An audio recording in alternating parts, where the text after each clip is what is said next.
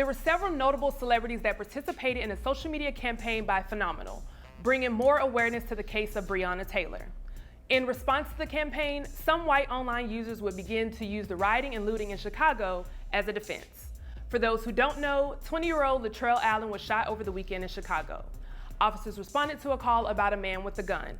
While being pursued by the police, Allen allegedly turned and fired shots at officers before being hit himself and taken to the hospital. The initial reports that came out said that the police officers killed a 15-year-old boy, which sparked rioting and looting downtown. Overnight, chaos in the streets of Chicago. Just woke up to a huge explosion. That's the Nordstrom. Mayor Lori Lightfoot denounced the report as Allen is expected to survive. In response to Amy Schumer wearing a Breonna Taylor shirt, one user, Rich_Newton_ said, "Arrest the criminals that are looting stores and burning buildings in democratically run cities." So we must ask, why do some white analysts and critics use black-on-black crime as a deflect for police brutality? With me in the studio, we have Pierre. Calling in, we have Rita. And today we have a very, very, very special guest, Mr. Corey Zuman Miller. Thank you so much. I love it. So why do we think some white analysts and critics use black-on-black crime as a way to deflect police brutality? As a guest, I'm going to give you the floor first. Because they don't never want to have the conversation. You know, to have a conversation, you have to bring the actual facts to the table. You can't just yank out your feelings. And if you notice, most of their retorts and backfires are their feelings. It's what they feel. It ain't got nothing to do with the facts. You could sit there and show them a whole history book of events, one after the other, of what have happened to a whole people. But you want me to save the whales. Like, what? And that in itself is a disrespect. You gotta understand, we watching y'all care for other animals more than you care for us who built this place. So just think, man, if you had a boyfriend and you know he messing around, he don't wanna have that conversation for real, for real. He gonna dip, dive, bring up everything else, hit you with the whatabouts. I call them the whatabouters. Well, what about Chicago? They don't wanna have the conversation. There's a reason why that's happening. Y'all want to act like we just started last week. No, it's been going on for a while. That's true. Pierre, what are your thoughts? The white folks that use it to deflect don't care. Now, I'm not saying all white people don't care. Some people who will march with black people who actually care about black-on-black violence and police brutality and all that. But once they start saying, well, what about this over here? Well, why are we even talking about that over here? Can we stay on this right here? I mean, we can always talk about what about this, what about that, what about this, what about that. We can do all that. But if you're, not experiencing it the same way, then you're going to try to deflect it to like, my question really is, why do you want to deflect it?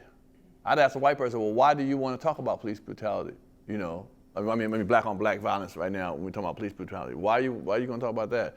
Do you want me to bring up slavery? I mean, we can go keep on talking about everything, but right now we're talking about this, and let's focus on this. Don't worry about what that is right now. This is it. You know what I'm saying? Like my mother once said, you don't go to someone else's house to clean when your own house is dirty. You know what I'm saying? You running over there doing that. You stay here and take care of this business first before you go out there and take care of that business.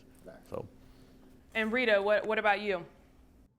Yeah, I mean, I think that the what about violence in Chicago is their only line of defense. But if they acknowledged racism, a lot of them would lose their jobs. You know what I'm saying? So they have to say, hey, well, what about violence in Chicago when all lives matter, to keep their jobs, because they have stuck to this narrative for so long. If they were to actually say, hey, we realize police brutality is a thing, Fox News analysts, all those analysts would lose their jobs. They would lose the support of Trump. They would lose donations from the NRA and all of that. So it's a money thing for them. They know what it is, but to me, it's a money thing for them.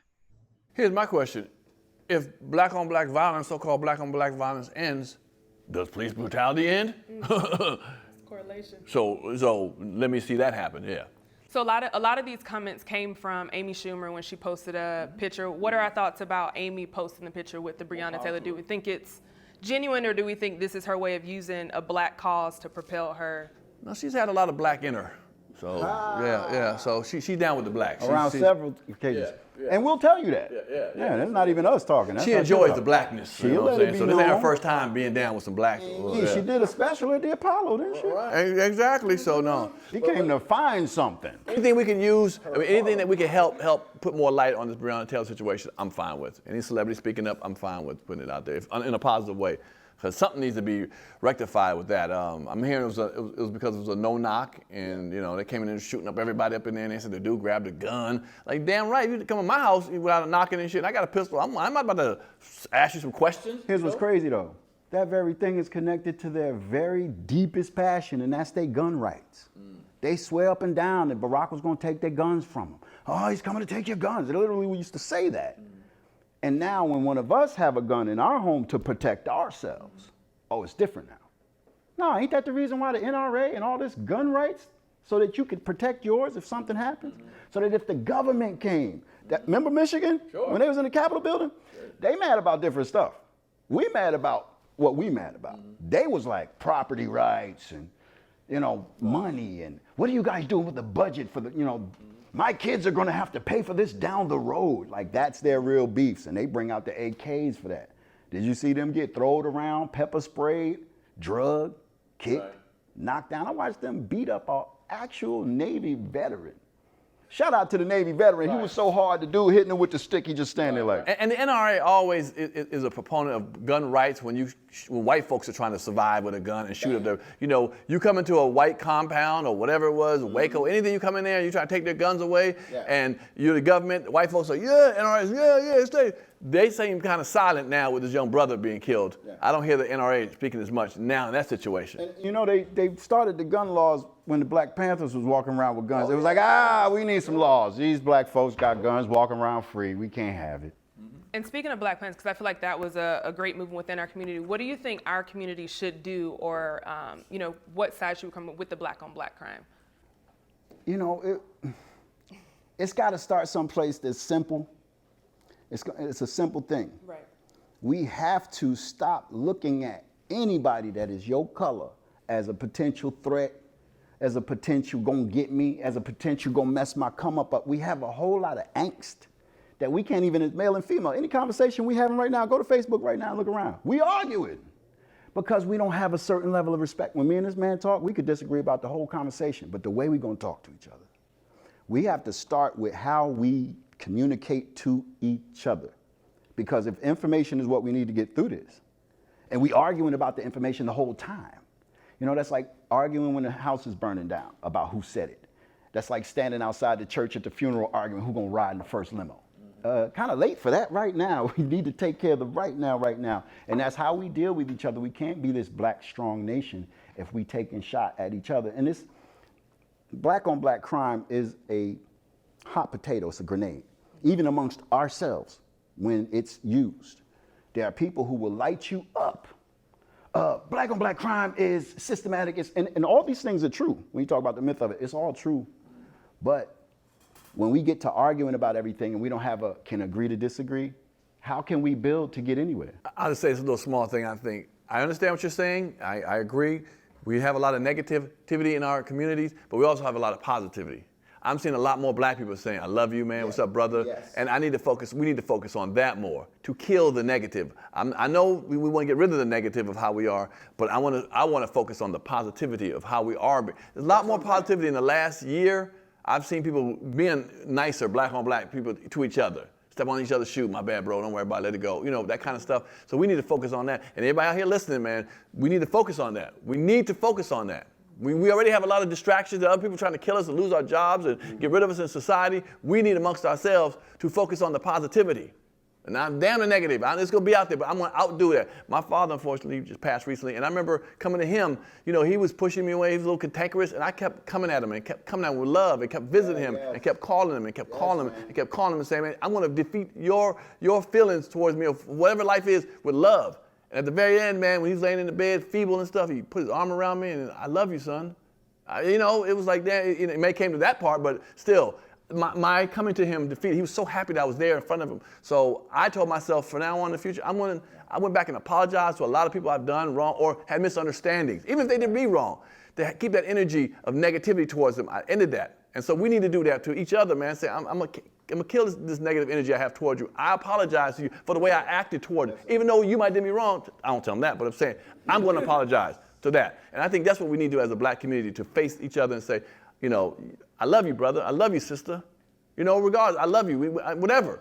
Because I'm in a better place now in the last couple of years that I went back and told a lot of people, man, I apologize. And they were so happy to hear that. You know, they were like, I apologize too. I could have kept on walking for years and years with that on my back. So I think in the black community, we need to do that more, you know. And I don't see the young black man walking towards me and say, oh, that thing about to rob me. No more, you know.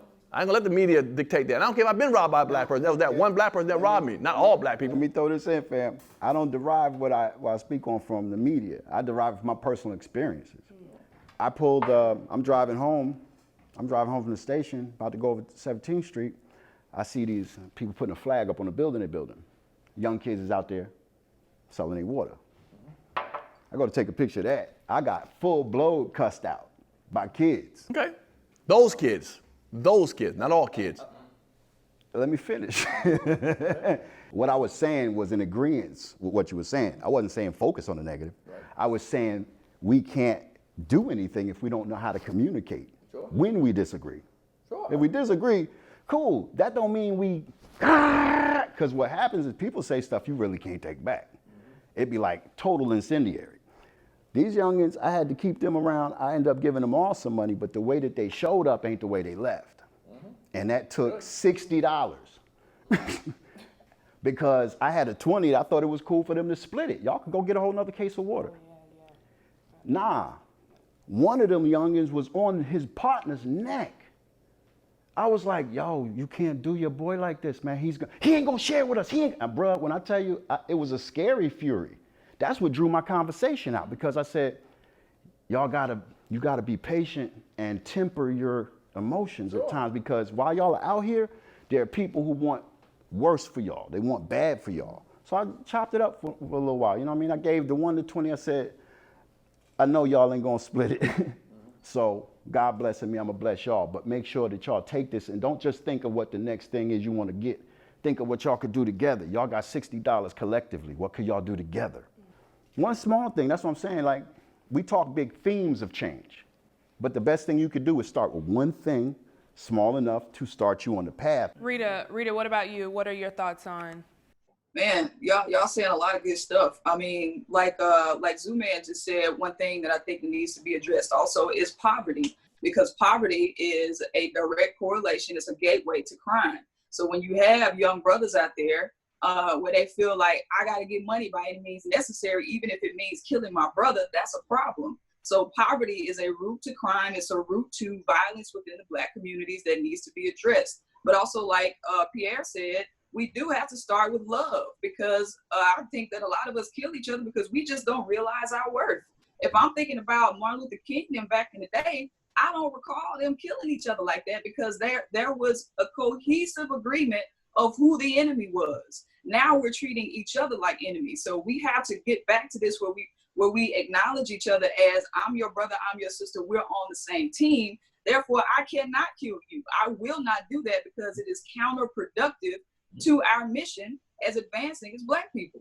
So I think it's a combination of both those, addressing poverty, also starting with love, mentorship, as you said. A lot of us don't have, those good examples. I was raised without my father in the house, but I'm a woman, and I can't imagine being a boy, and only having like gangsters, to look up to. You know what I'm saying? So I think it's a combination of both those things. And I think the conversation here is a lot different from the one that we're, in Amy Schumer. Do we think there's a difference in Black on Black crime being said in the Black community versus Black on Black crime being said from the white community?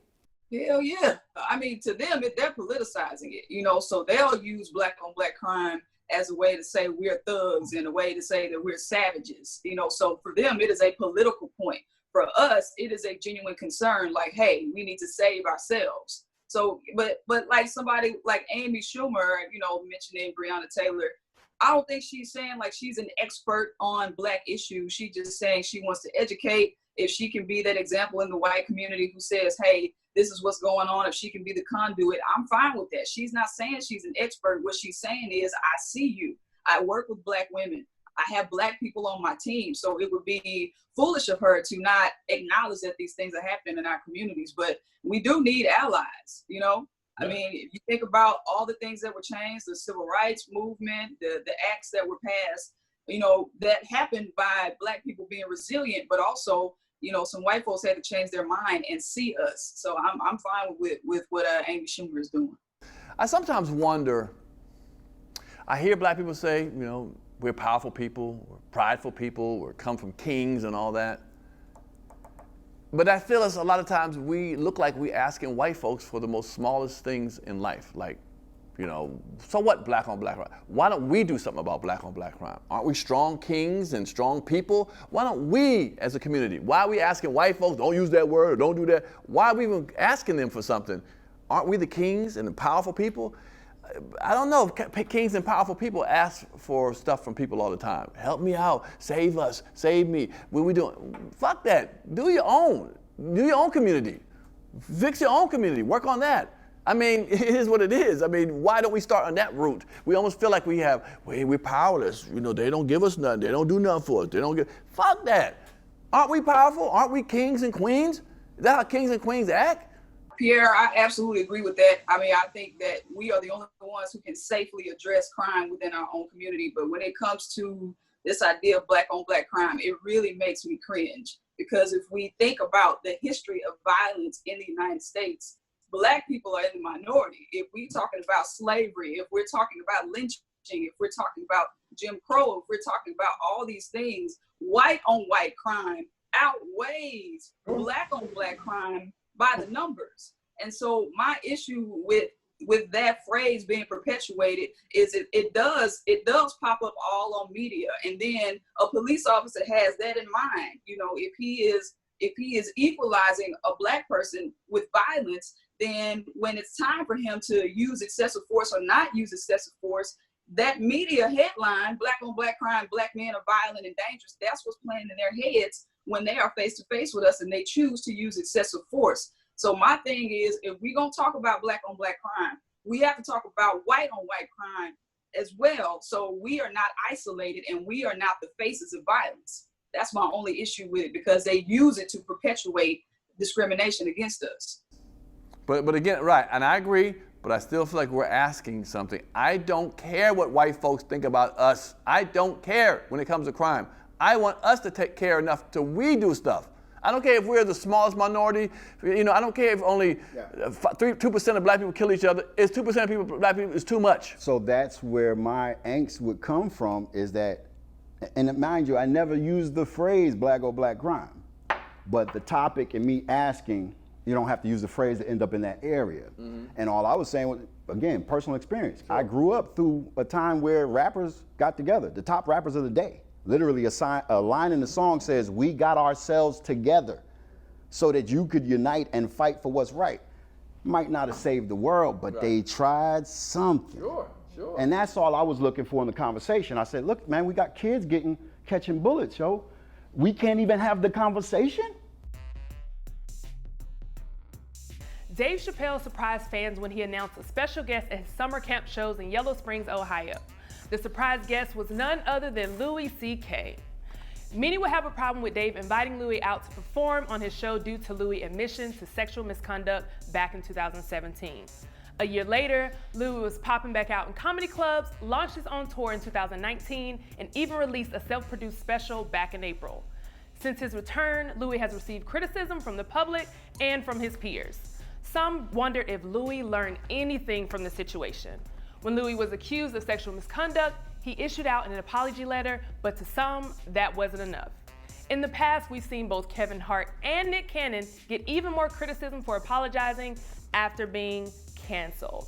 So we must ask, what does someone have to do to move past being canceled? Pierre, I'm gonna start with you.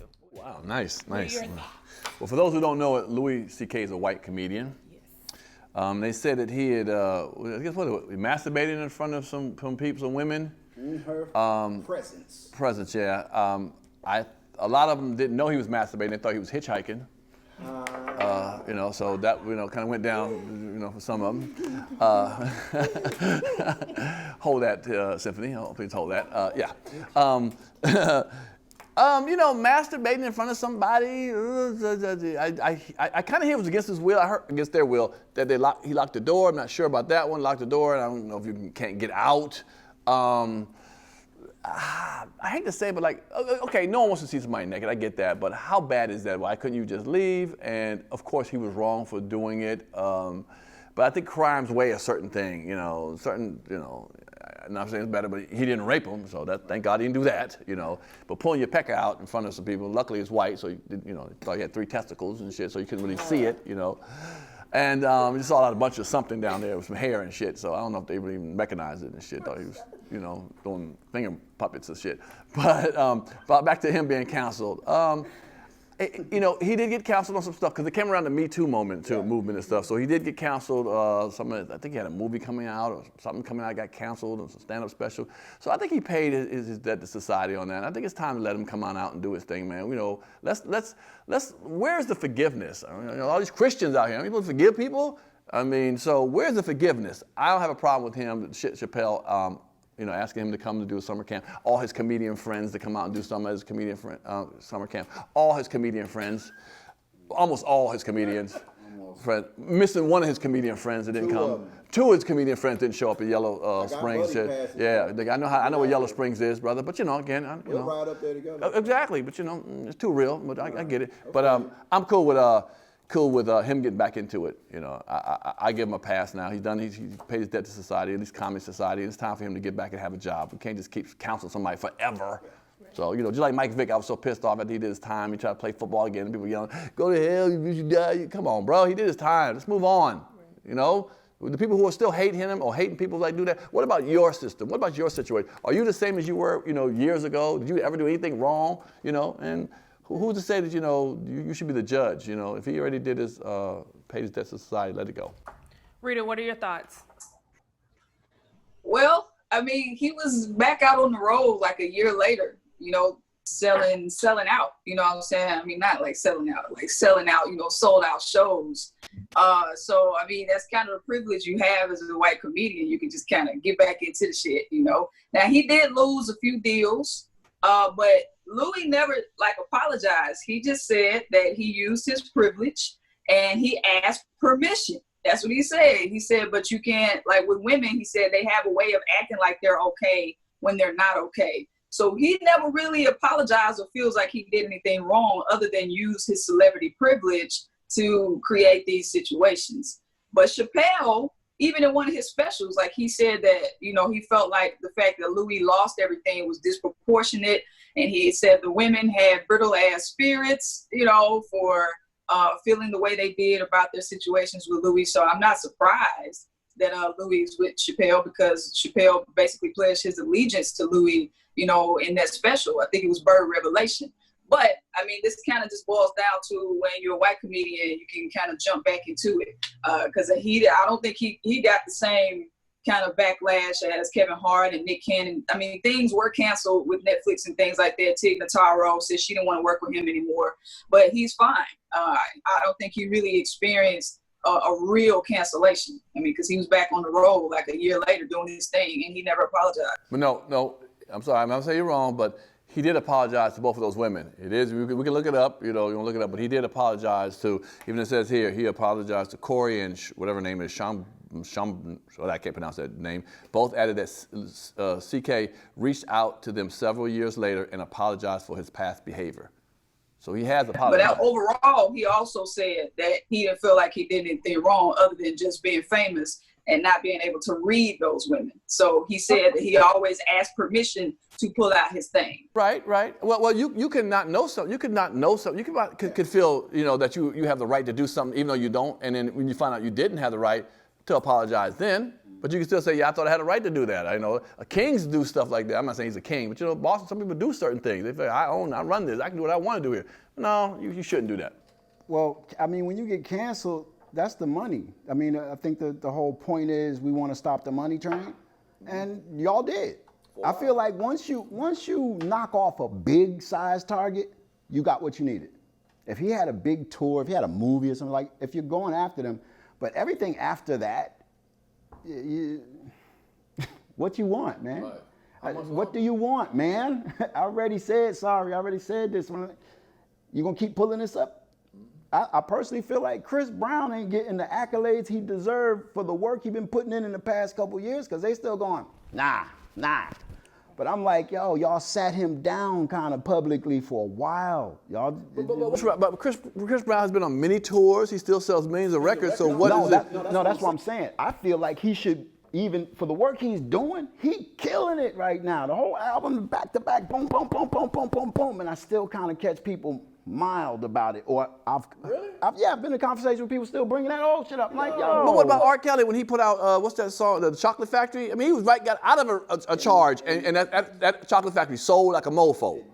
So black people are one of the most forgivingest people. Now, they forgive more than white folks. Now, white folks will hold on to you for a while. But black folks, folks knew about R. Kelly. They just was like, yeah, but this album hot, though, bro. You listen to number 7? they stepped in everything. Including The Name of Love. I think Louis definitely, lives in that rare air, not just because he's white, but because as a comic, he does sit up top with the numbers.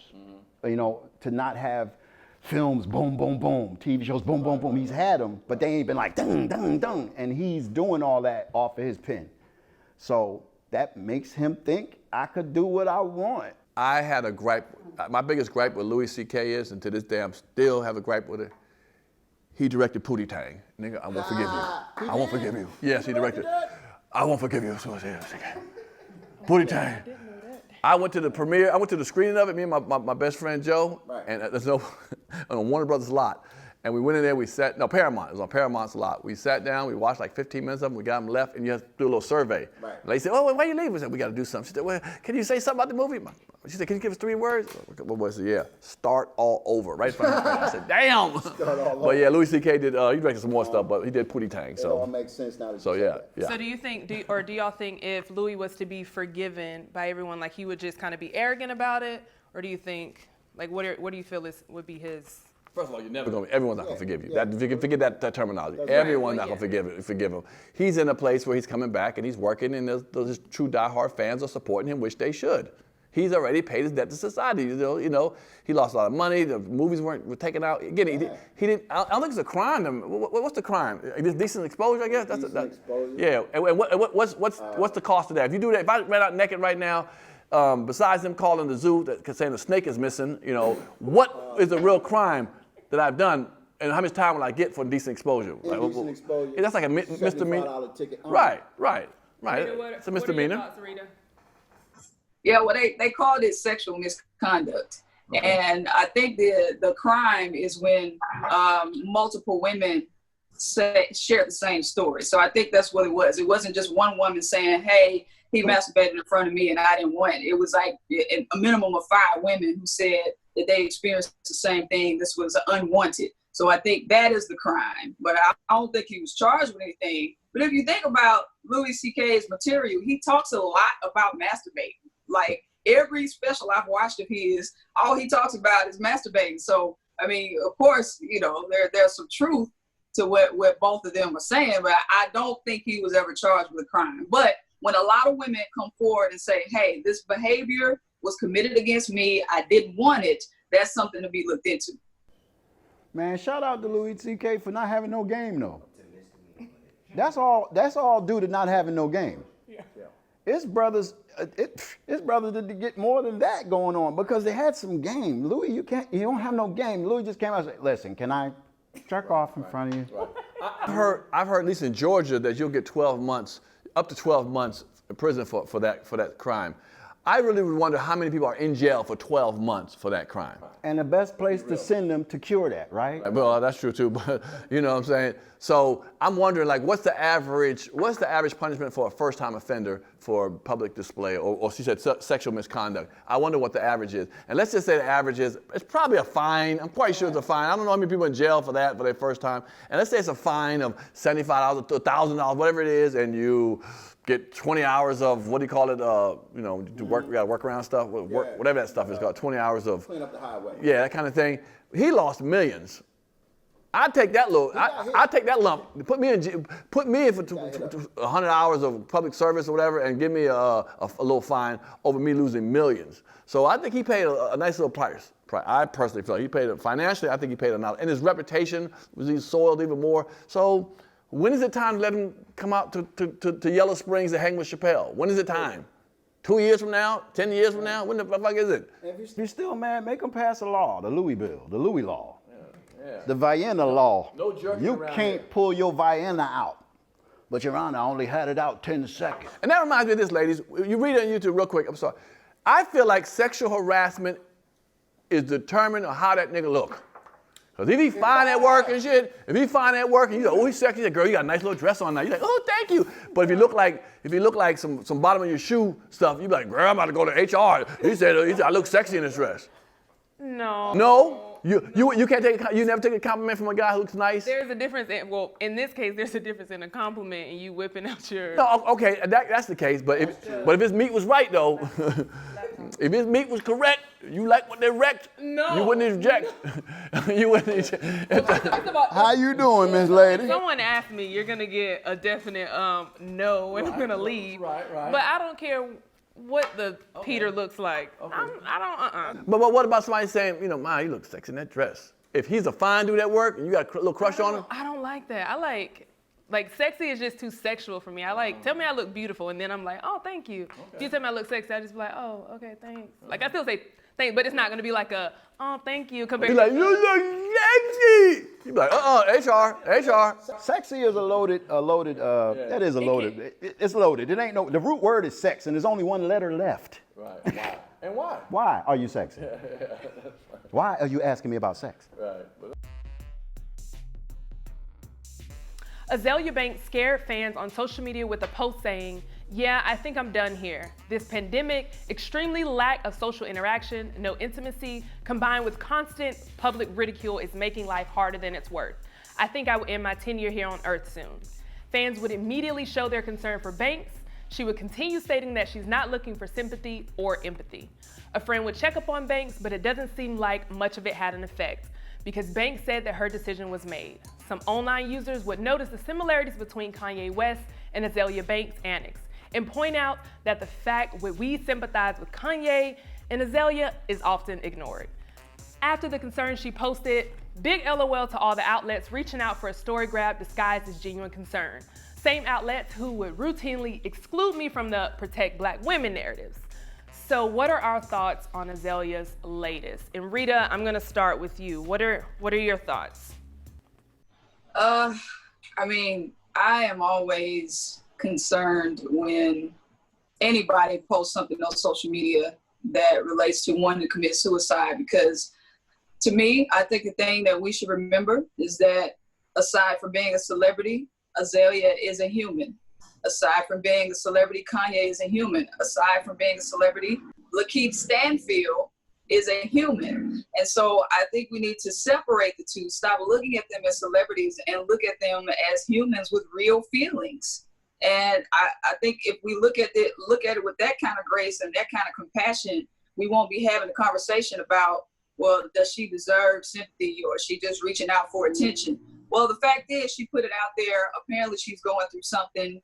She has a record of kind of being all over the place with all these feuds that she has with people. So I think that anybody's health should be taken seriously. Now, I don't know what I personally can do about it because I can't reach her, but hopefully the people around her will take a look at this and say, okay, should we take this seriously? Let's do a health and wellness check and keep it moving. But these celebrities are not celebrities. They are not just celebrities. They're human and they have feelings and emotions just like we do. They get weak just like we do. What are your thoughts, Pierre? I agree with you, my sister Rita, but I semi-disagree in the fact of, yes, we know that they're human beings, but they are celebrities, and celebrities do a lot of stuff for attention. I'm not saying she is, but they're in they are in a look at me business. That's what we're in, a look at me, look what I've done, look at me at all times. She has done many of things, to get attention. This could be another one of them. I would hate for it to be the real deal and she happens to kill herself. I'm sorry to that. There's nothing that we could have done anyway. Reaching out or not reaching out. We wouldn't, people were trying to reach out for Amy Winehouse like crazy, and she still wound up killing herself. with alcohol and drugs and so forth. What's going to happen is what's going to be. But sometimes these celebrities, look for attention. Sure, they're kind of nutty, but I think they kind of enjoy being in that realm because you don't see them sit their ass down for 4 or 5 years. They pop back up with a record or a concert or a TV show. So they don't, if they're that hurt, they don't pop away, go away to handle that business strongly, where we're talking about years because they know, what, hey, I might lose my fan base if I'm gone for 5 years. So let me get my ass back out of here. Thank y'all, I'm sorry. She already went online and said, don't worry about me, I'm all right since the situation. So what we gonna wait? We're really waiting for the next Kanye flip out. We're gonna wait next this chick flip out. Lakeith Stanton, great actor, his flip out. So they all got flip out. That's part of who they are. That's what makes them happen. And they're gonna keep flipping out until the day they get in that grave. I guarantee you, none of them gonna stop and say, you know what, enough of this shit. Let me act like I got some sense for the next 20 years. This is not what it is. They're in the business of look at me. They make money by look at me. I'm gonna flip out next if y'all don't support me some more shit. Now, how about that? And what does a Pierre flip out look like? What? Man, I can't wait to tell you, boy, but it's gonna be something. Pierre gonna be on Peachtree with some cowboy boots, boxer shorts, wife beater. Naked. What are your thoughts on it? For anybody that feels that way, I wanted to kill myself in high school. I had a horrible high school senior year and ended up doing a second senior year. I was a 13th grader. Damn. There's nothing worse in the world than having to be a 13th grader. But I think that if you have an issue, social media is not a professional. It's not. And there's more than enough people, professional, waiting to really see about if you have an issue with something. And I think before you get on and start blowing out whoever you're talking about, you were sitting with your own thoughts. You were talking with yourself. You were saying, yo, I mean, like literally, you probably was in a room, literally talk to yourself. Who's thinking? Tell me what's shoot. They got me. You might have seen people like this who will get angry in public and they just sit there and go off and be mad to nobody. She needs to find some help. Dead up. Just not even no joke, no fun, yo, because the way that she go left and right, and I don't just mean help like, oh, something wrong with you. I mean somebody in your corner, somebody to help you with your career, somebody who can tell you about how this is going to play out media-wise if you keep, because it seems like nobody's there. Artists have teams to help you if you don't know. This could happen. Hey, probably shouldn't do that again. This is the backlash. We had something set up for you, and if you don't have that type of setup, you probably will just be out there wilding, getting your money and doing you. And real quick, think about this. I'll let you read it. Go. Think about this. How many people, celebrities, who said they're going to off theyself? Now, most people who off theyself is quiet. You're like, damn, I didn't know that happened. So, exactly. All that, I'm going to kill myself. I'm tired of this world. I'm enough of this is more attention. Be the first to go ahead and do it, then, damn it. Talk shit and back it up. But most of them don't do that. In fairness, it's, you know what I'm saying, as an artist that has fans, the fans love you. So when you go through emotional moves, they're going through it with you.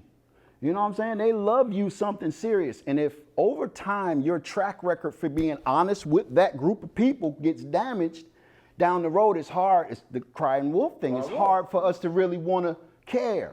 Right. When Megan came out and said she cut her foot, we was like, yeah.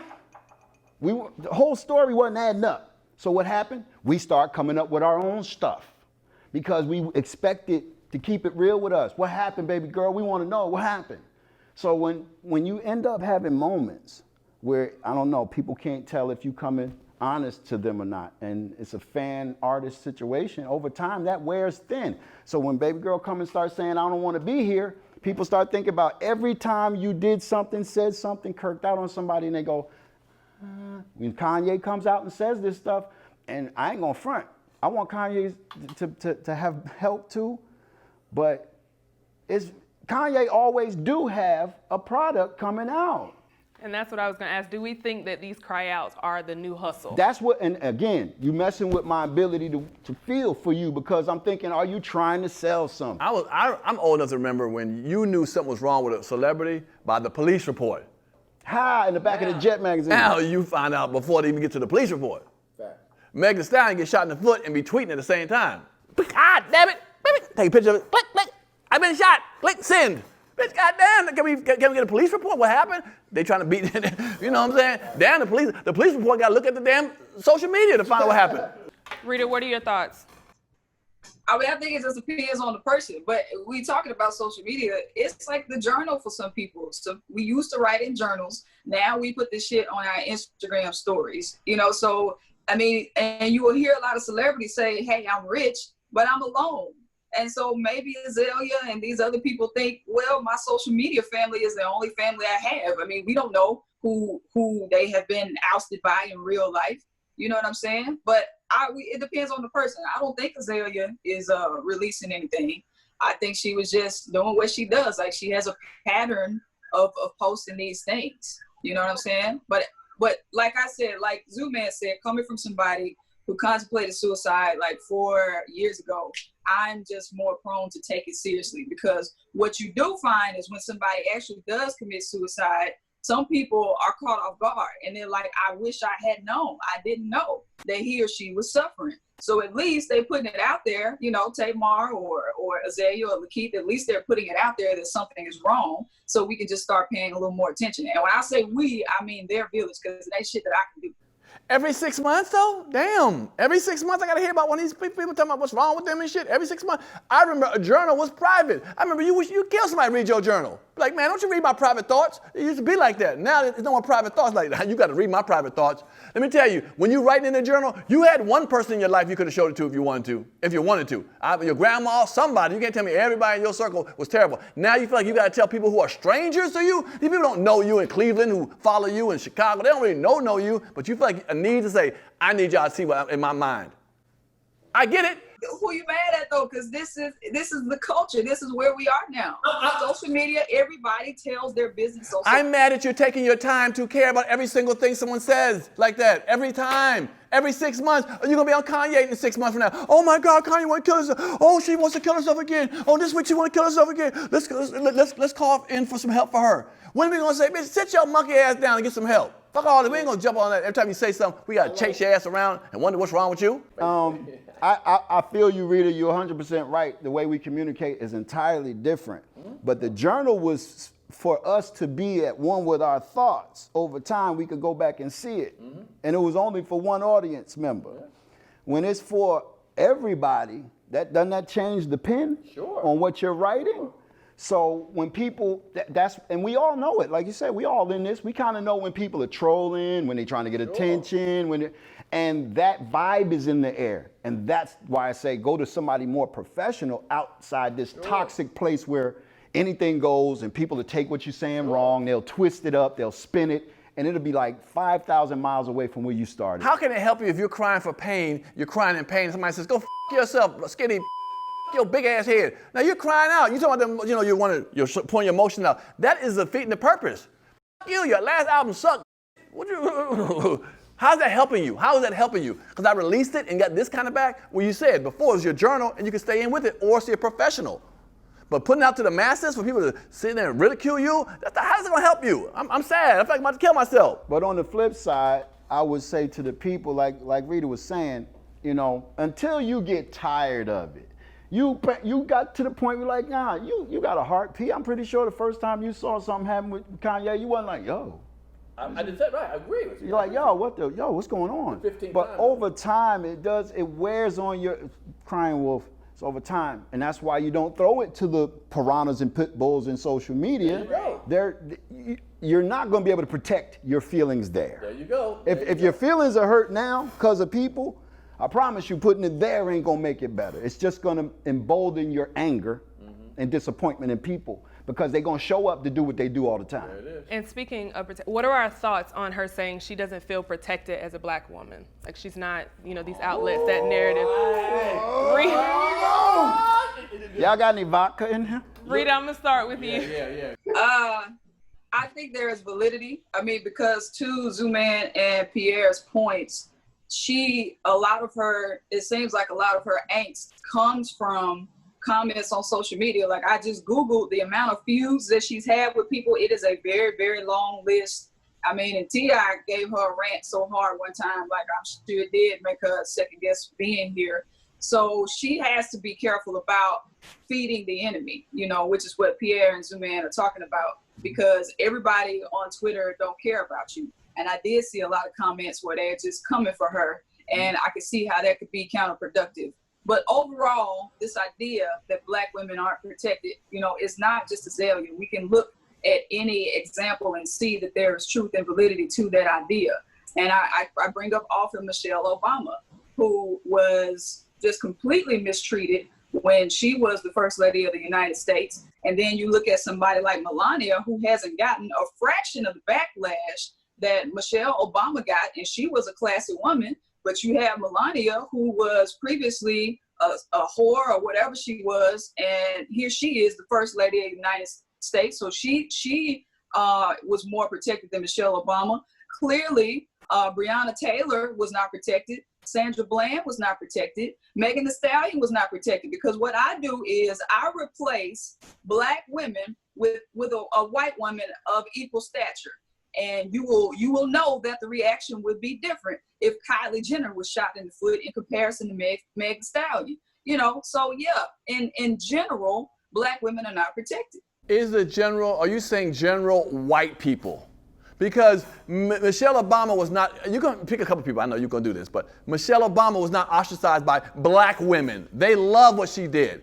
Okay, now white women might not have, and right now Black women are not loving, what's her name, was Melania Trump either. So are you talking about asking again for white folks to accept you and show you love? Worry about ourselves. I don't care what white people say about her, about Michelle Obama. I don't care. You say what you want to. As long as my people love her, that's all that matters. So to say that you want everyone to love everybody. Everyone doesn't love Melania Trump, whatever it is. Every Black person, I can't find a Black person that says, I like that sister, that white woman. We don't just live in the world with Black people. We are among all races of people. We're asking for people. We're asking for other people to like me, please. Could you please like me? What about me? Like me, white people. Will you kill yourself worrying about that? I'm not asking for likes. I'm asking for respect. I'm asking for Black women to not be killed. Sandra Bland, it didn't have nothing to do with liking. It was police brutality. Same for Breonna Taylor. I'm not asking to be liked. I'm asking to be respected. Period. I don't care. And it's not just a Black thing, because I feel like there's some music that disparages Black women as well. There's a lot of Black music that disparages Black women. I mean, I definitely agree. And I understand both parts, but if we're going into that, right? So let's say we take out the whites and then we go into our communities, right? So that then becomes a few, which I think is a big misunderstanding. Now, as soon as someone hears Black women are unprotected, our community is the one that feel Black men have this notion of feeling attacked, like we're saying, like, oh, you're not protecting us as Black women. But let's just go into that conversation. So Black men, I think, don't have the understanding of what we mean by, in which we've had the conversation, of what we mean by Black women are unprotected, because it's more than just being talked about. It's more than just being ridiculed. Like it's different areas, and I think we need to educate our community on what it means for a Black woman to be unprotected, because not only do we face racism, but we're also facing sexism. So when you combine the two, think about if you're in a room full of whether we go all Blacks, and let's go. Michelle Obama. Let's use Michelle Obama. Was she not respected at all? She was I respect her as a Black, but there are Black people that don't. But you said let's. Yeah. Let's go as a whole, not as like a couple people, because there's black men who respect her too. So let's go the way that Black men feel about. You asked about music videos. Who puts black women in music videos? Let's use a recent. You have Meg Thee Stallion and Cardi B, who put out a video with them, you know, being. But then you have men that put out a video with. As a matter of fact, the verses when 2 Chainz bought strippers and he's throwing the money on them and like that, he used that time where we're supposed to be focused on the music to bring strippers in. Sure. No one says anything about when he brought in the strippers, but as soon as Meg and Cardi. I heard about that one. I heard about that one right there. Yeah, you act like you don't want to hear about that one. No, I heard about how foul that shit was. I listen to all parts. Remember Nelly with the think it's crack, important with the BET cracking. because we feel so attacked. As soon as I say a black woman is unprotected, our community, men are so quick to. Nelly put that credit card down stripper's butt and got yanked off of BET damn near behind there. So somebody didn't care like that. What about that moment? See, we want to forget that moment. Like that didn't happen. That did happen. I mean, but we're going at that point. We're just going tit for tat. But I use that example. But you asked a very specific question, so I gave a very specific answer, right? You asked a very specific. That's the only reason why I went tit for tat with you is because you asked a very specific question about music videos. So that's just me giving a response to that. Michelle Obama, but okay. So here's this. We were talking about this off camera, and I have questions, right? I don't want to debate women because y'all don't play fair. That's just my opinion. Watch your mouth now. Watch your mouth. I'm gonna say that. That's my truth. You hear that, Rita? That's my truth. The reason why I'm gonna say this why I'm gonna say women don't play fair. They know the disadvantage of communication that men have. Okay. Ooh. They know we don't communicate with all of our best communicating skills. Ooh. And so when you're going back and forth with us, you know we at a disadvantage and you know how to cut us around corners that we don't even know. Y'all got a whole dossier. We stuck on the first question. You got 10 more. My question was, and I see it a lot, I'm not taking offense to it, I'm just trying to get to the source of it. Is unprotected the right word? What could be another What word? would be, yeah. Yeah, What would you think is another? Unsupported, disrespected, like they, to me, fit better than unprotected. Unprotected, I've been just having a problem with the definition of protection. Definition, I looked it up. A person or thing that prevents someone or something from suffering harm or injury. How do we do that? Okay, great, and I think. And that's what we, so it ain't just this black men, because not for nothing, women aren't throwing it out there and not being specific. So of course it's gonna land on us if we supposed to be your first protectors. Yeah, that's an indictment on us. But we don't know the specifics. And I think anytime that I have the conversation, like in which in our last conversation, I kept saying like, it's not against just my black men. So let's go with the harm. Mm-hmm. So black women, when we're by the age of 5, we're already sexualized. Mm-hmm. And we're already seen as, in which we hear it in our community as well, because I know you're big on with what can we do in our community. We're fast. We've all heard it. Oh, she's fast. She hoochie mama, all these things. So then we're at 5 years old. By 5, we're sexualized. Most times when things happen to us as black little girls, we're not believed.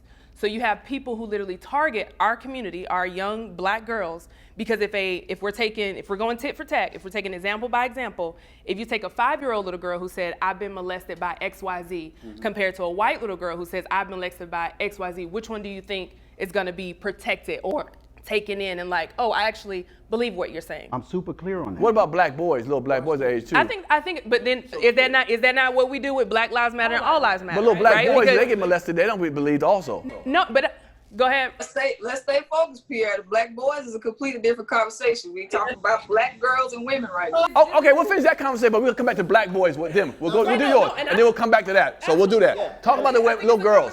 Listen, because in fairness, we have a monster who went after young girls. Right. And he was created when he was a young boy. So, again, I'm stuck on how do we protect. Now, so far, you told me again what it is. How do we protect you from at the age of 5, and we don't know you?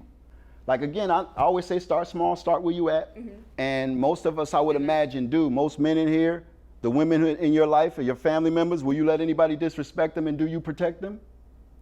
But as our community, so what can our community do? Well, community is taking it a step higher. Okay, so in this room we're black, because I can't say for y'all, like y'all are the ones that, right. So when I say community, I'm talking about us as black folks, because if we're taking out the white people, most times, and I've had friends that experience it, and like you said, we live based on our experience. You come to mama or daddy or somebody and you say, hey, uncle such and such, we sweep it on the road. We have this thing where what happens in the house stays in the house. Right. We need to change that narrative. So I think our community needs to start having conversations like these. That's the first thing. So is the problem not protection, or is the problem something else with the black family? I think that everything can be rooted back to what because that's one problem. Then we got another problem. Then we got another problem, like the black family household got a circular firing squad of issues that need fixing. Right. But I don't know if y'all remember this thing called Atlanta child murderers. Yeah. A lot of boys was killed. Wasn't believed in stories they told. So how you answer that question there when all those black in a black community were not believed? I think that's important. I think whether it's black little boys, I think young men, when they're kids, they're like, that's not looked at as, and especially when it's a woman, it's not looked at as like, oh, he wasn't molested. That's a woman. Like, he's supposed to like that. No, I absolutely agree that we need to have these conversations, but just like any other movement or something that I'm pushing for, I'm living by my experience. If that's something that you're passionate about, push for it, and I'm gonna support you. I'm not gonna feel like, oh, well, what about the black little girls that are being snatched up? What about the black little girls that are, like, I'm not gonna. Well, see, I'm not compartmentalizing it. I'm going both. I want kids not to be molested. I don't care if it's a kid or a boy or girl. I want kids. I'm not like, because I'm a male, I want only guys to worry about. For the same cause, so why are we spending time? You're bringing about girls. You're talking about girls only. Girls is talking about. That's my experience. That is my experience. That's not saying I don't support for the men, but this is the. I don't hear it. I support. Hilarious. Whether you're a boy or girl, and you better. I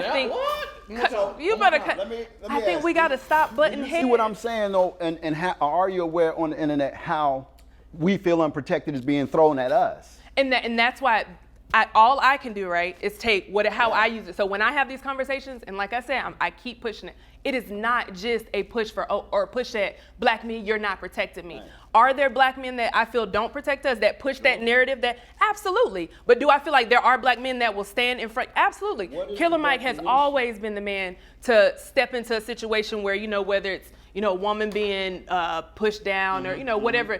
There are black women that are on the front lines that he, goes hand in hand with. So I do think there are black men, and like I will continue to say, it is not against black men. We're not saying black men, you're the only ones. There's always going to be both sides. So you're going to see on social media where people don't make it clear. Well, I got to say, I got 5,000 people on my jump. It's very slim where it's not a woman using it as a baseball bat up against our heads. Right. And then when the comics come in, the women come in and further amplify that. So we're talking about positive more than the negative. Well, I mean, but if we're going what we see on social media, let's see what we see in the news about us. Just because we're seeing something all the time, when after you have a conversation with me, and I hope that I'm not pushing and let you know, like, I think it's your fault, I think it's black men. After we have this conversation, you shouldn't let their actions dictate what you're pushing for black women or no, black nothing, kids none of it does. That's right. I guess that's what I'm saying. Yeah. Like when I see women say I feel unprotected and those things, and then I run through the guys that I know and I go, who are these guys they're talking about? And then when I put to the table that I know some guys who are actually, it's discounted. It doesn't even exist. Both can exist. Absolutely. But people get so to the point where like only one thing, and I'm gonna still ask. I'm gonna ask a variety of women. I'm gonna ask, when you say you feel unprotected, please tell me how I can. I think just continue to Let's have forward the conversation. We got to push it forward. When we left, they were saying they're, going to hold your, your friends account, having those tough conversations, whether it's with a woman or a man, holding your, I'm not going to say literally your brothers, but your other counterparts, holding them accountable of things. But there are so many areas, and being educated, I think that is the first thing. Ask the question. And no one, I don't think a black woman should automatically get mad because a black man asks, how are you unprotected? How can I protect you? Because I think these are the conversations that we need. Please tell your sisters that when we ask a question, we really do want to know the answer. And because, again, we don't communicate as detailed as y'all do. So when we ask, man, and y'all hit us up inside the head with bap, bap, bap, bap, we're probably not going to ask again or give a shit at this point. Because I did take the time to ask. And then when we had that moment to discuss it, you decided to use all of your other weaponries. And I want a solution. At all times, all conversations, I'm always like, whatever the problem is, cool, let's discuss it. But are we aiming this conversation to a solution? Or are we just thinking? And at the end of the day, if we protect black women, which I have no problem with doing that, we protect black women, I'm going to tell you something. There's going to be some unprotected black men out there. And what are y'all going to do about that? There are black women that have been on the front line since the beginning for and there have been black men who did the same thing for women. Pierre, you sound like a Fox News host right now. That's what you sound. Correct. You need to hear that sometime in your life because some black people are too emotional. Ain't nobody said black boys don't matter. Ain't nobody said black men are the ones that are not protecting black women. That point has not even been made. And that's not what we're saying. The topic was about, are black women protected? So that was the topic.